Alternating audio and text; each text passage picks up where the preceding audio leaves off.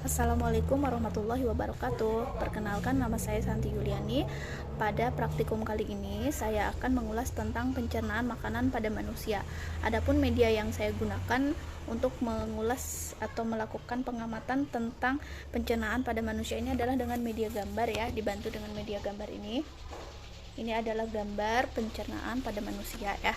Adapun pencernaan pada manusia, pencernaan makanan ya, itu terdiri dari mulut, kemudian kerongkongan, lambung, usus halus, usus besar, dan juga anus.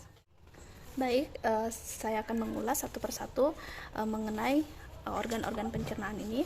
Yang pertama adalah mulut. Mulut merupakan organ pencernaan makanan pada manusia. Di dalam mulut itu terjadi pencernaan makanan secara kimiawi dan juga secara mekanik. Adapun pencernaan makanan secara mekanik itu dilakukan oleh gigi ya, dimana gigi berfungsi atau bekerja memotong-motong makanan menjadi lebih kecil. Kemudian di dalam mulut pun terjadi pencernaan secara kimiawi. Di dalam mulut pencernaan secara kimiawi dibantu oleh beberapa enzim. Di antaranya ada, atau salah satunya adalah enzim amilase. Nah, setelah pencernaan dilakukan di dalam mulut, makanan itu ditelan melalui kerongkongan. Nah, di dalam kerongkongan itu terjadi gerakan peristaltik, artinya gerakan meremas makanan yang dilakukan oleh kerongkongan ya, yaitu untuk mendorong masuknya makanan ke dalam lambung. Nah, di dalam lambung makanan mengalami proses pencernaan kembali, yakni proses pencernaan makanan secara kimiawi dan juga secara mekanik. Adapun pencernaan dalam lambung secara mekanik itu dilakukan oleh dinding-dinding lambung ya, atau otot-otot lambung. Kemudian secara kimiawi dibantu oleh beberapa enzim yang berperan di situ. Di antaranya ada enzim pepsin. Enzim pepsin berfungsi memecah protein menjadi pepton ya. Kemudian enzim renin berfungsi mengubah susu menjadi kasein, dan juga enzim atau asam klorida ya, berfungsi untuk mengasamkan makanan dan membunuh kuman-kuman yang masuk beserta makanan ya.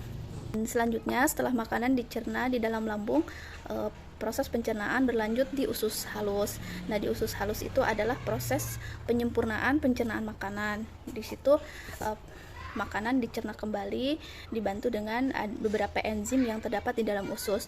Nah, setelah makanan selesai dicerna, itu ada organ di dalam usus halus itu yang berperan untuk menyerap sari-sari makanan yang telah dicerna, yang nantinya akan disalurkan ke seluruh tubuh. Nah, setelah itu makanan kemudian berlanjut ke usus besar. Di dalam usus besar itu terjadi penyerapan sisa-sisa makanan, cairan, kemudian mineral dan juga vitamin. Di dalam usus besar tersebut pun terdapat bakteri E. coli. Bakteri E. coli ini berfungsi untuk proses pembusukan sisa-sisa makanan di dalam usus besar itu. Nah, yang kemudian nantinya sisa makanan itu akan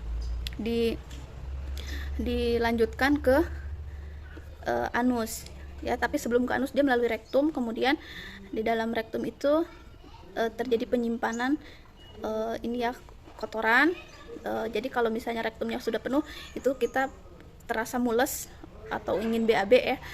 Jadi setelah selesai dilakukan proses pencernaan makanan, zat sisanya nanti itu akan tersimpan di rektum, dan kalau sudah penuh rektum tersebut pasti akan terjadi reaksi mules ya, dan akhirnya kita membuang kotoran tersebut melalui anus.